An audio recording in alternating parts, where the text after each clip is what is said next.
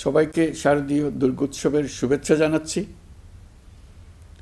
দুর্গাপূজা শুধু একটি ধর্মীয় উৎসব নয়, বরং এটা আমাদের সম্প্রীতির প্রতীক, ঐক্যের প্রতীক।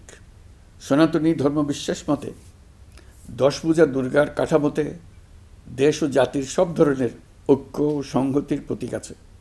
লক্ষ্মীর ধন সম্পদ, সরস্বতীর জ্ঞান, কার্তিকের বীরত্ব আর গণেশের সাফল্য এবং 10 ভুজা দুর্গার অসীম শক্তি সম্মিলিতভাবে সমস্ত অশুভ শক্তিকে পরাজিত করে।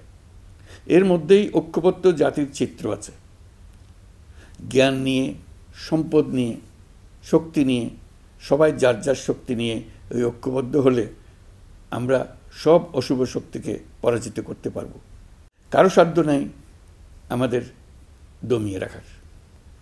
নিজেরা বিভক্ত হয়ে গেলে, ঐক্যবদ্ধ হতে না পারলে আমরা জাতি হিসেবে উন্নতি করতে পারবো না, এমন রাষ্ট্র গঠন করতে পারবো না যেটা নিয়ে আমরা সবাই দুনিয়ার সামনে গর্ব করতে পারি। দুর্গাপুজো উপলক্ষে গত বছরের মতো এবছরেও সরকারি ছুটি 2 দিন রাখা হয়েছে। সঙ্গে 2 দিন সাপ্তাহিক ছুটি যোগ হওয়ায় আমি আশা করছি সনাতন ধর্মাবলম্বীরা পরিবার পরিজন, বন্ধুবান্ধব সহ এই উৎসব আনন্দঘন পরিবেশে পালন করতে পারবেন।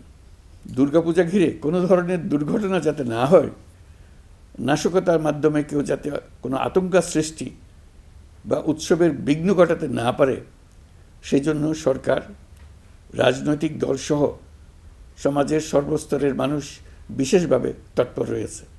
সবাই মিলে চেষ্টা করছে যেন একটা নিখুঁত দুর্গাপূজা অনুষ্ঠিত হয়।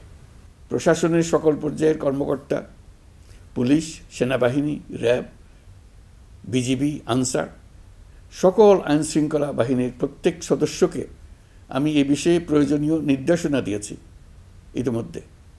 উৎসবের দিনও যারা এই কঠিন কাজে নিয়োজিত রয়েছেন, দিনরাত অক্লান্ত পরিশ্রম করছেন, আমি জাতির পক্ষ থেকে তাদের প্রতি কৃতজ্ঞতা জানাচ্ছি।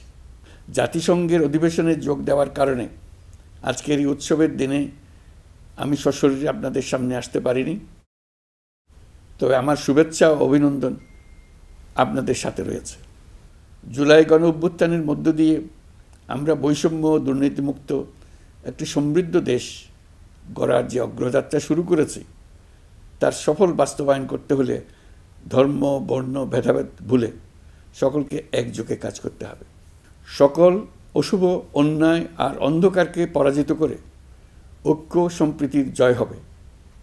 বাংলাদেশ এগিয়ে যাবে কল্যাণ ও সমৃদ্ধির পথে। সৃষ্টিকর্তার কাছে এই প্রার্থনা করি। সবাইকে আবারও শারদীয় দুর্গোৎসবের শুভেচ্ছা জানাচ্ছি। মহান সৃষ্টিকর্তা আমাদের সহায় হন।